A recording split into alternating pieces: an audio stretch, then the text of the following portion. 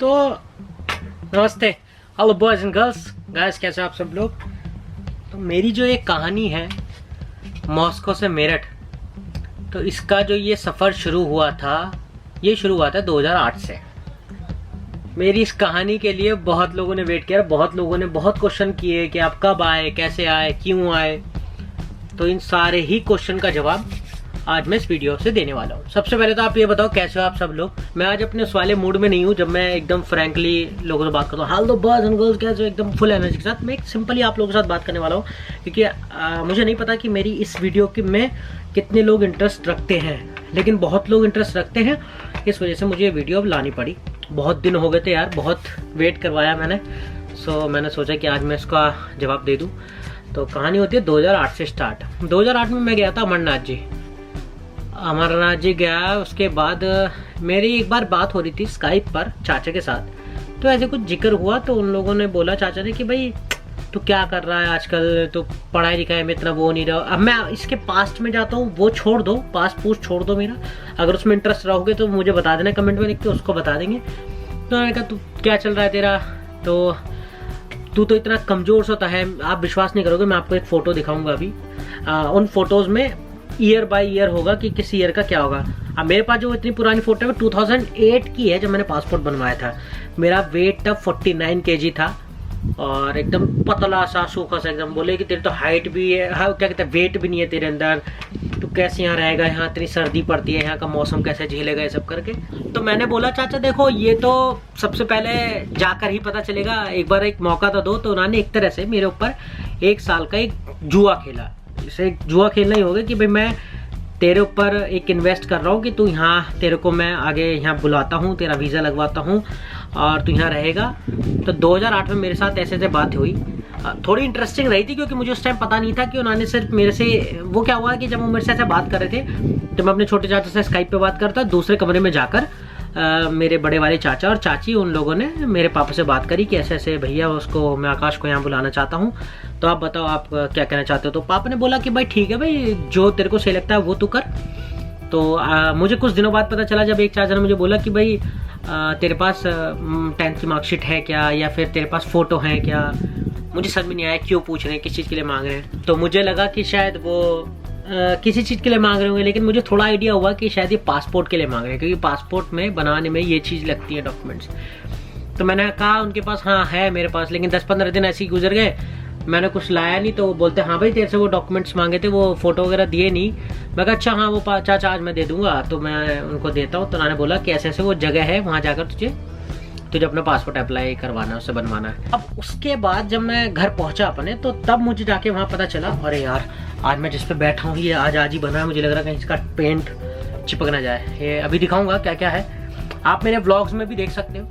वो सारे व्लॉग्स मैं यहाँ दे दूंगा, नहीं तो डिस्क्रिप्शन में पूरा वो दे दूंगा, दाची के सारे व्लॉग्स। चलो कहानी को आगे बढ़ाते हैं। तो वो हो गया 2008 का ये सब किस्सा है। 2008 में मेरा पासपोर्ट अप्लाई हो गया, उसमें बहुत माथापच्ची रही है यार। और आई डोंट नो कि ये कहानी मेरी कब तक जाएगी, जिस साल तक भी जाएगी तब तक जाने देना। उसके बाद अगर ऐसा होगा तो मैं सेकंड पार्ट में कर दूंगा, क्योंकि मुझे मालूम है इस कहानी की दूसरा पार्ट बनने वाला है। मैं अपने इत्मीनान से ये कहानी आप लोगों के साथ शेयर कर रहा हूँ, सब कुछ बताना चाह रहा हूँ। है तो बहुत कुछ बताने के लिए, तो कितने व्लॉग्स बन जाएंगे। इसके बाद पूरी एक एक स्टोरी, मेरा एक साल एक अलग ही गया है। एक त्योहार, हर दिन एक अलग ही दिन था, एक नया दिन था, बहुत ही अलग, क्योंकि एक दूसरा देश और ये सब ना। चलो अभी तो मैं इंडिया में ही हूँ राइट नाउ। पासपोर्ट है, जैसे 2008 में मैंने पासपोर्ट अप्लाई किया, पासपोर्ट मिल गया। कई महीने लग गए उसमें, बड़ा माथा पच्ची हुई। अब 2009 में मेरी बहन का रिश्ता हो गया। अब बहन का रिश्ता होने के बाद फरवरी में उसकी शादी थी। पहले तो मेरा ये था कि चाचा बोल रहे कि जनवरी में तेरे को बुला लेता हूँ, दिसंबर में, फरवरी में तू शादी के लिए चला जाइयो, फिर वापस आ जाइयो। तो मैं तो बड़ा खुश, मैंने कहा यार अब तो जाने वाला हूँ विदेश में। लेकिन उन्होंने कहा फिर एक काम करता है कि अभी इतना वहाँ काम नहीं होता है जनवरी वगैरह में, तो तू अब शादी के बाद ही आना। तो शादी के बाद भी करते करते मेरा वीज़ा अप्लाई हुआ है। 26 जून 2009 को मैं पहली बार रशिया आया हूँ। और उससे पहले भी हुआ क्या था, मेरा एक अलग कहानी थी कि मैं जब फ्लाइट में चढ़ने वाला था, एयरपोर्ट पे अंदर एंटर हो गया हूँ, सब कुछ हो गया होने वाला है, लेकिन उससे पहले ही टर्किश एयरलाइंस थे, उन लोगों ने बोला कि हम लोग इसको नहीं चढ़ने देंगे क्योंकि स्टूडेंट वीज़ा है और स्टूडेंट वीज़ा के लिए आपके पास इंश्योरेंस नहीं है, ये वो फलाने का ना बहुत सारी चीज़ बता दी। उन्होंने मुझे चढ़ने नहीं दिया, कैंसिल हो गया। तो मैं वापस आ गया चाचा के साथ, वो मुझे घर ले आया वापस। लेकिन फिर मैंने सोचा कि मैं चाचा के घर रहूँगा, अपने घर नहीं जाऊँगा, क्योंकि एक बार अपने घर से निकल गया तो निकल गया, तभी जाऊँगा जब मैं रशिया चला जाऊँगा। अब एक हफ्ते बाद उन्होंने दोबारा अप्लाई किया मेरा टिकट, और वो अप्लाई किया एरोफ्लोट से। एरोफ्लोट रशियन फ्लाइट है, तो उससे मैं फिर गया। फर्स्ट टाइम जब मैं फ्लाइट में था, मेरी सिस्टर का मेरे पास एक फ़ोन था मोटोरोला का, जिसमें कैमरा था। मैं इतना खुश था, हर चीज़ की फ़ोटो खींच रहा हूँ मैं। बीच का जो रो होता है एरोप्लेन में, उसमें बीच वाली सीट मेरे पास 3 वाली थी, पूरी खाली थी, जिसमें मैं अकेला था। मैं उस पर आराम से लेट के जा रहा हूँ, जहाँ मज़े करता हुआ। पीछे जूस रखे हुए, पहले एक अलग स्टाइल था, तब तो नया पुराना वाला एयरपोर्ट था दिल्ली का। अब आराम से जूस पीता हुआ। मुझे इतना मंगाना तो नहीं आता था कि किससे क्या मंगाना, लेकिन मैं अकेला ही घूम रहा हूँ। जब वो फ्लाइट वो होती है, पीछे दरवाजे के पास एक विंडो होती है, वहाँ से जा रहा हूँ भाई। लेकिन इतना वो नहीं था कि मैं पहली बार जा रहा हूँ, मतलब कि ये था कि मैं जा चुका बहुत, कोई ऐसा डर नहीं कि मैं बैठा हूँ डर रहा हूँ ये सब। अब सबसे पहले जब इंसान को डर लगता है, वो लगता है अपने इंडियन एयरपोर्ट पे, बोर्डिंग इमिग्रेशन पे। अब जब यहाँ लैंड हुआ रशिया में, तब मेरी हालत ख़राब, क्योंकि इमिग्रेशन में मुझे पता नहीं क्या बोलेंगे। उन्होंने पूछा तो प्रॉब्लम ये नहीं थी, क्योंकि मुझे पहले से चाचा ने बता दिया कि भाई ये क्वेश्चन हो सकते हैं, ये पूछ लेंगे, तुम स्टूडेंट वीज़ा पे हो। और दूसरा उसके बाद फिर क्या कहते हैं, इमिग्रेशन होता है सब करके। मैं ठीक है, अब दोनों चीज़ नॉर्मल निकल गई, क्योंकि वीज़ा स्टूडेंट वीज़ा लगा हुआ है, पढ़ने आ रहे तो कोई आपको क्या मना करेगा। अब जब मैं बाहर निकलने से पहले ही, जब मुझे कस्टम वाले रोकते हैं, तो कस्टम वालों ने मेरा बैग खोल लिया, पूरा बैग खोल लिया, और उसके अंदर से वो सामान निकालना शुरू हो गया। वो सामान था घरेलू सामान सब, उसमें मसाले, घी, यही सारे मसाले जो थे, खुले 2-2 किलो पैकेट, और ये सब था। और एक रुई की बत्तियां जो होती है जिसकी पूजा करते वो था। अब मैं चाचा का, मेरे पास फ़ोन आया, मेरे पास सिम कार्ड था पहले से रशिया का। मैं चाचा से बात करूँ, चाचा कह रहा है कि क्या हो रहा है। मैंने कहा वो सामान खोलना है। कोई बात नहीं, वो टेंशन मत ले, तेरे पास ऐसा कुछ चीज़ नहीं। मैं कहा अच्छा। रुई की जो बत्ती होती है, उसने निकाल के उसे चक्कू से फाड़ के उसके अंदर देख रहा है इसमें क्या है, और मसाले को चक्कू से लेके यूँ सूंघ रहा था। मैं मन ही मन कह रहा, सूंघ बेटा सूंघ, एक बार नाक में चला गया ना, हफ्ते तक तू छींकता रहेगा। उसके बाद जब मैं बाहर निकला, बहुत रिलीफ मिला। चाचा बहुत खुश हुए, क्योंकि भाई पहली बारी में वो एक हफ्ते वाला केस हो गया था, फ्लाइट ख़राब हो गई थी, टिकट, तो उस चीज़ से कम वो हुए। फिर गाड़ी में गए, मेरे साथ कोलिया था, जिस गाड़ी में मैं बहुत ट्रैवल किया हूँ यहाँ पर, सेंट पीटर्सबर्ग, निज़नी नोगोरोद, इसमें गए हैं। वो मेरे को सबसे पहली बार लेने आया था, तो उन्हीं के साथ जा रहे थे। फिर हम मैकडोनल्ड पे रुके, मैकडोनल्ड में हमने खाया भी है। तो ये 2009 26 जुलाई को मैं पहली बार रशिया आया, और राइट नाउ हो रहा है 2020। आप लोग जानते हो बहुत ही अच्छा साल है सबके लिए। माय गॉड, कब खत्म होगा ये। तो इस साल मुझे हो जाएंगे 11 साल। उसके बाद जो सफ़र था ना, पहला साल मेरे लिए बहुत ज़्यादा वाला प्रेशर वाला था, क्योंकि मेरे ऊपर जो जुआ खिलाया गया था वो 1 साल का था। 1 साल के अंदर मुझे सब कुछ करना था, कि मुझे रशियन सीखनी थी। एक्चुअली मैं आया था चाचा के पास जॉब के लिए। अब मैं हिंदुस्तान का अगर मेरा सफ़र पूछा जाए, तो मैं इतना पढ़ाई में सही था शुरुआत में, बाद में थोड़ा सा डल सा हो गया, बताएंगे उसके बारे में कभी। तो इसी वजह से, मतलब कि क्या होता है कि मेरठ के हैं, पहली बात तो जानती हो मेरठ में क्या चलता है। मेरे जो दोस्त थे, जैसे लाइक मेरी उस टाइम एज थी 20 थी ना, 19-20 थी ऐसे मुझे याद है, क्योंकि अब तो राइट नाउ मैं 30 का हो चुका हूँ। तो उस टाइम मेरे जो दोस्त हैं, अगर लाइक मैं 19 का हूँ, तो मेरे दोस्त थे 25-30 साल वाले, ऐसे बड़े बड़े लड़के जो होते हैं। कुछ ऐसा मैं नशेबाजी में, इस चीज़ में कुछ नहीं था, बस एक मुझे बाइक चलाने की शौकीन था।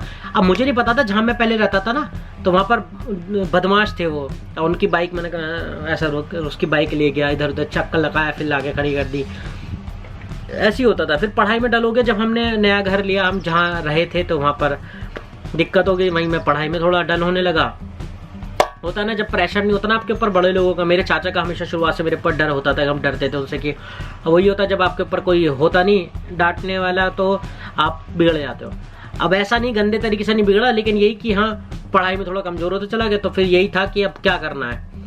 अच्छा हुआ वो तो देखो, भगवान ने आपका सबका लिख रखा है। तो हम लोग यहाँ, मैं रशिया आ गया। अब 2009 से मैं यहाँ रहा। 2010 में मैं पहली बार जब इंडिया आया था, 11 महीने बाद, तो बहुत अच्छा लगा था। सब एक होता है, जब आप विदेश में रहते हो तो एक आपका लेवल बढ़ जाता है, फॉरेन रिटर्न हो, और अब आप वहीं पढ़ते हो। अब मेरे को ये नहीं पता था कि मैं दोबारा जाऊंगा क्या, लेकिन रशिया से तो मुझे लग रहा था कि चाचा बोल रहे थे कि हाँ ठीक है तेरा वीज़ा लगवा दूंगा। अब होता क्या है, किस्मत बड़ी ख़राब रही है, कई बार तो काम होते होते बिगड़ जाते हैं। तो 2010 में जब वीज़ा लगने दिया, तो चाचा ने कहा अब स्टूडेंट वीज़ा तो ज़रूरत नहीं, अब तो पढ़ ही लिया। तो अब उन्होंने मेरा सोचा कि मैं बिज़नेस वीज़ा लगा देता हूँ। बिजनेस वीज़ा लगाया, रशियन पढ़ चुका था। अब कई लोगों का क्वेश्चन ये है कि मैं रशियन कितने टाइम में सीखा। देखो मेरे को रशियन, वही मैंने बताया कि मेरे ऊपर प्रेशर था तो मैंने बहुत मेहनत करी।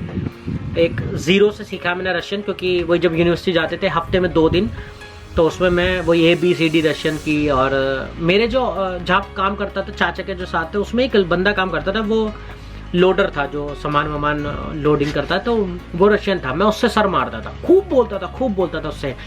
मुझे खुद नहीं पता मैं क्या बात करता था, मैं बोलता रहता था रशियन उल्टी सीधी, और वो उस चीज़ को मुझे सही करता था। जब वो मेरी रशियन सही करता था तो वहीं पर जब आपका कोई सही करता है ना रशियन, तो उसी जगह पे आपको वो याद हो जाता है।